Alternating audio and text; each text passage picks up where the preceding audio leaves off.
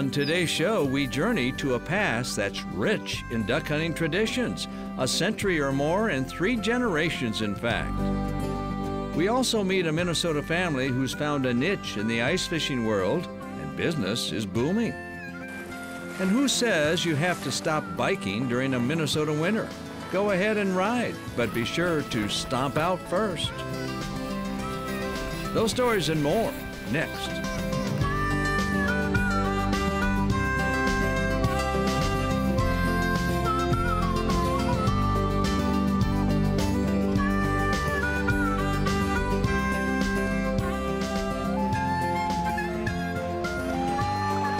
Minnesota Bound.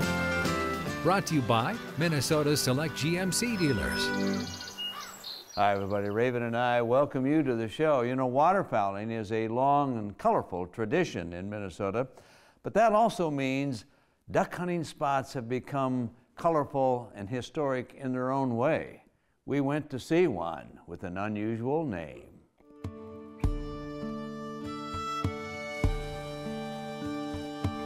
Nifty places, memorable spots. Minnesota has a bunch of those. But this place, this narrow strip of land, is hallowed ground if you're a Minnesota duck hunter. It's a place called St. Paul Pass.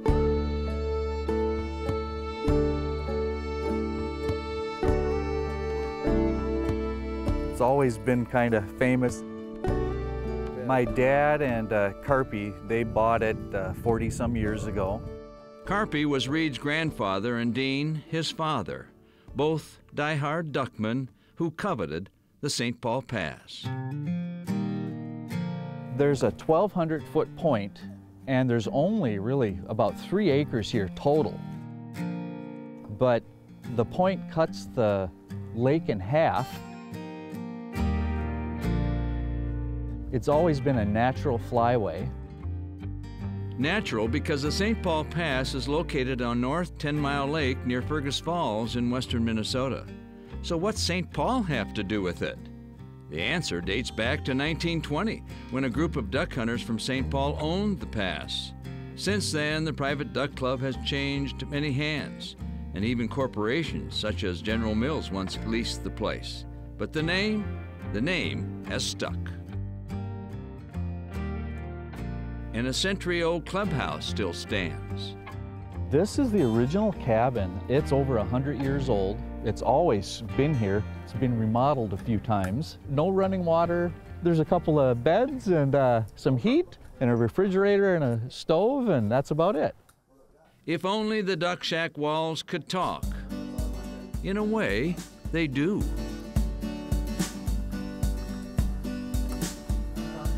1984. Some guy named Ron Shera was in Elbow Lake and he wrote an article. You looked a little younger too. 1975. Recognize that signature? I believe that's Ron Shera. Look at that. You've got a half a century of guests here. A lot of duck hunters, a lot of memories here. A lot of duck stories. Duck Club member Dennis Delzer remembers. Well, the first time I hunted it, it was super good hunting. I can sit here in the blind, watch the sun come up, watch the ducks fly off the end of the point, and never shoot my gun and still have a great time. And that's what it's all about for me now. Indeed, if the ducks are migrating come autumn, the good hunting is thanks to this natural peninsula. It's on a migratory path. Hunters hunker by decoys, crouch in blinds, and wait for ducks to fly by or pass over, hence the term duck pass. I spend as much time as I possibly can during the season. I started coming up here in 1993. It's all about the tradition and the lore. You always think back to our forefathers and the people that were here before us. To love duck hunting is to love chilly dawns and raw autumn winds, winds that bounce life into lifeless decoys. St. Paul Pass. Here's why you come here.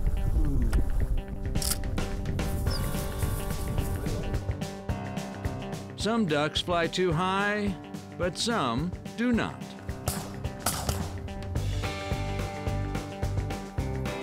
The morning flight is on, a ducky version of rush hour.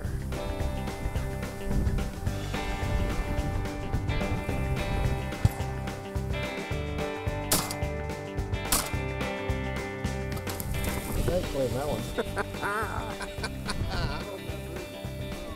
Take the best shot, yeah. What did McGann do?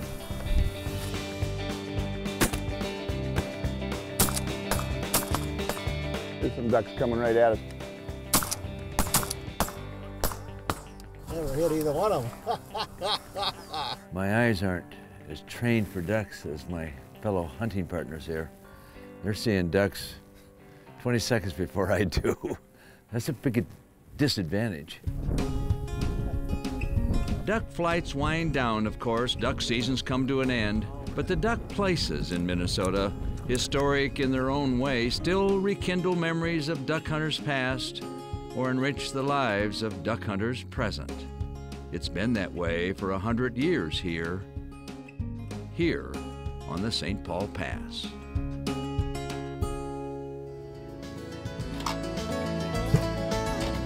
Coming up, meet some Minnesotans who have made the ice fishing world take notice. Stay tuned to find out why. Minnesota Bound, brought to you by Minnesota Select GMC dealers. Ellsworth Creamery, Rapala Ice Force, and by Borderview Lodge.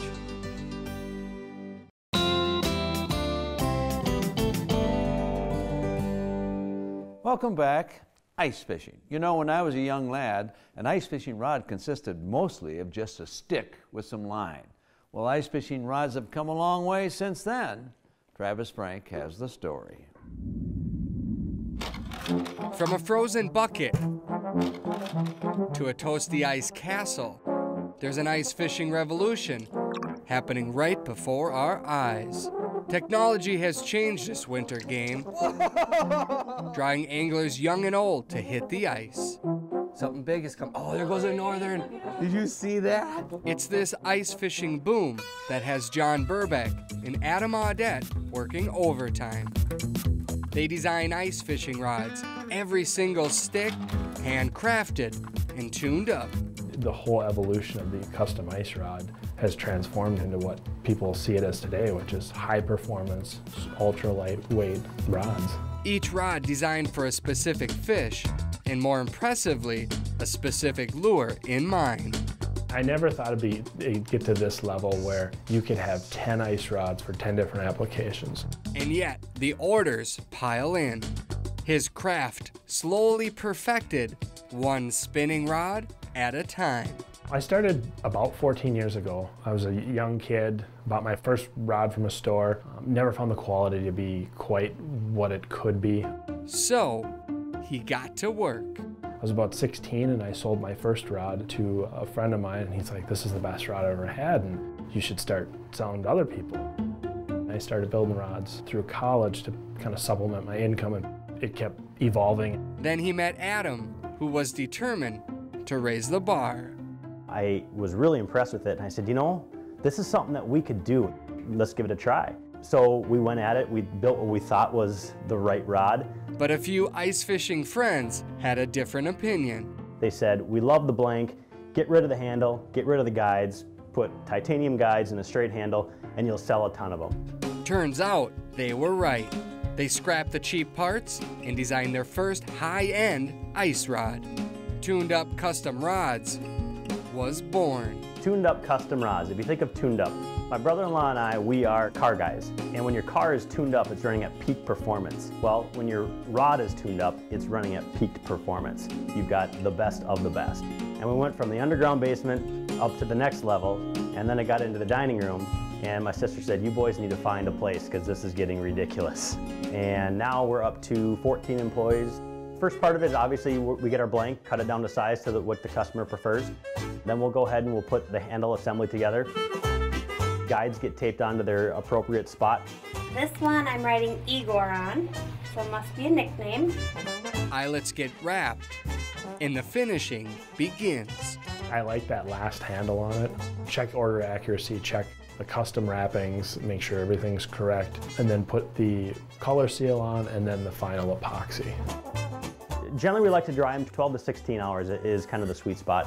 They get branded on the butt of the rod and packaged up and sent off to the customer. Now it's official.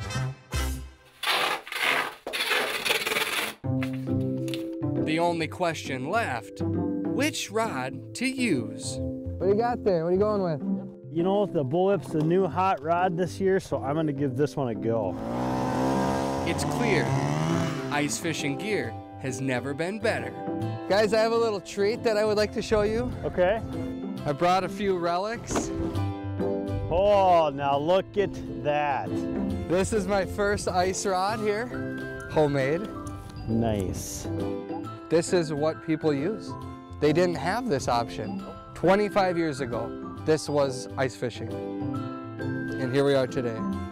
Custom built for anglers that like their hook sets tuned up. We've seen so many leaps and bounds in technologies. I just want to grow with the whole industry. It's fun. Fishing is fun. It's supposed to be fun. This equipment helps people to have fun. It's something handmade, custom designed for you. Closed captioning from Minnesota Bound is brought to you by Radco Truck Accessories.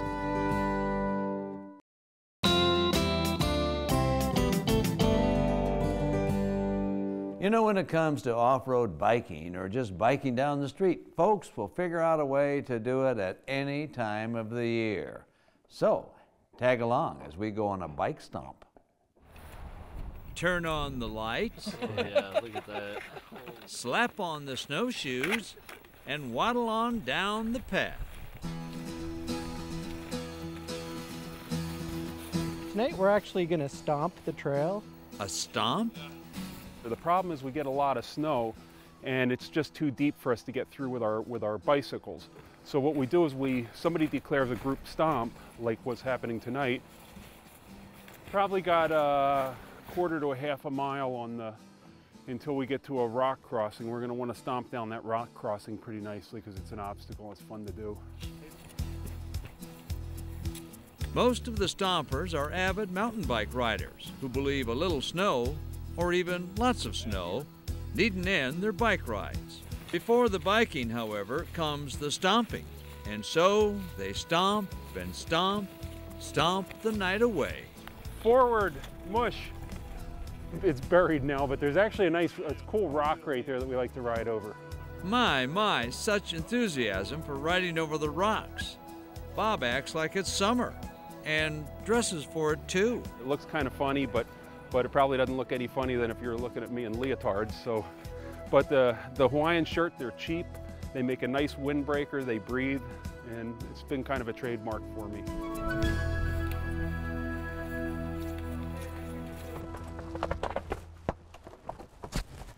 This is a Surly Pugsley. It's built so that the frame can accommodate big fat tires. So you see these are like 3.8, basically 4 inches wide. That's going to help us float over the snow better. Getting ready for a good ride this morning. Beautiful snow, should be fun. And so off they go, like a dog sled on fat tires.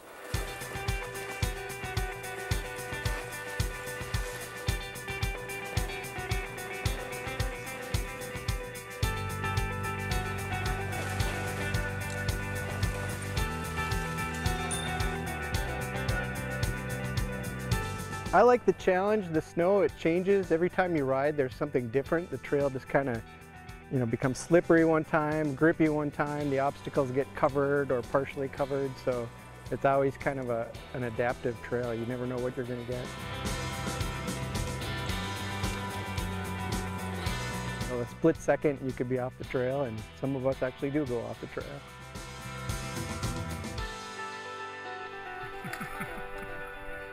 I think a big part of it's the camaraderie with your friends. We're each kind of egging each other on and pushing each other to see what we can do out here, and that's a big part of it for me.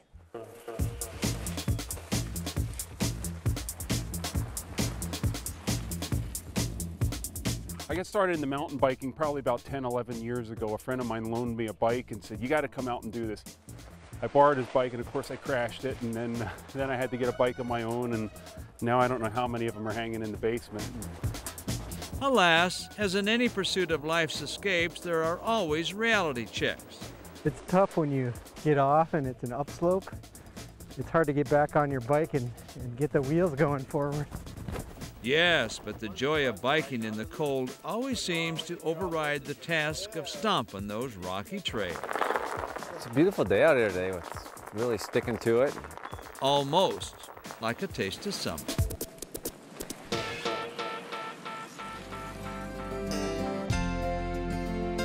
This week, our Minnesota Bound Classic is all about the magic of sunrises.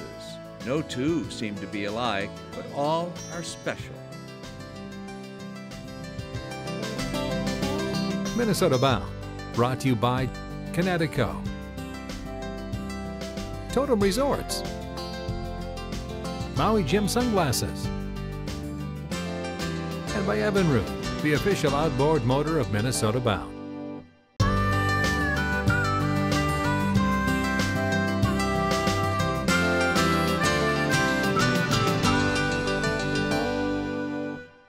Time now for our Minnesota Bound Classic. You know, we each have a special part of every day. But for a lot of us, that special part begins at the beginning, a sunrise. Why are we infatuated with sunrises? A rising sun. It may be nature's version of the greatest show on earth. For sure, everybody in the whole world gets one every day. A sunrise brings us daylight, sometimes warmth. But almost always, a sunrise makes us think. I happen to think that a guy's sexuality is actually determined by how many sunrises he lives. It's full of possibility and potential, and you're ready for whatever the day is going to throw at you. The really great thing about sunrises is that they are free. Free and powerful. Horace Mann once said, "A sunrise is like a last bracelet of time, set with minutes made of diamonds. When it is gone, no reward is offered, because it is gone forever." No two sunrises ever seem to be alike. An African dawn is certainly different. Nothing like greeting the day with a giraffe. Halfway across the world, day breaks over an Arkansas marsh, and a symphony of birds wakes up. Sunrises in special places are always memorable. This one at the headwaters of the Mississippi River. On a Cuba morning, one thing is clear. Communism couldn't ban a rising sun. Yet all sunrises, no matter where, seem to shed light about life itself. To author Jim Rohn, the sunrise was a lesson in time. Time is more valuable than money.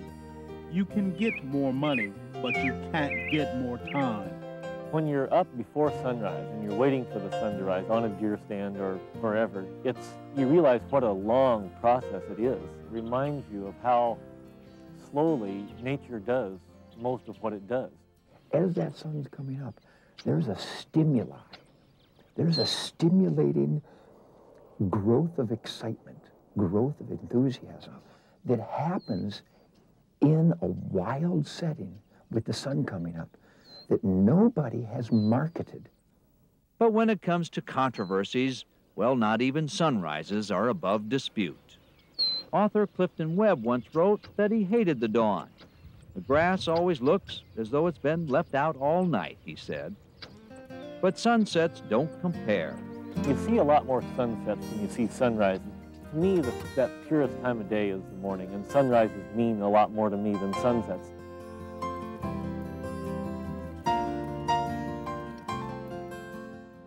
Yeah, sunrises.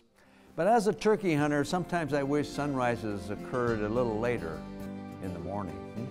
Well, that about does it for us. Introduce a kid to the great outdoors, show him a sunrise.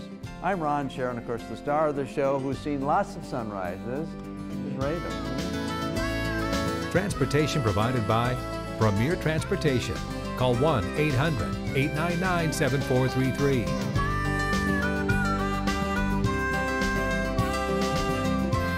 For more information on these stories and more, catch us on the web at mnbound.com. Share your stories on the Minnesota Bound Facebook page under the Share Your Story tab.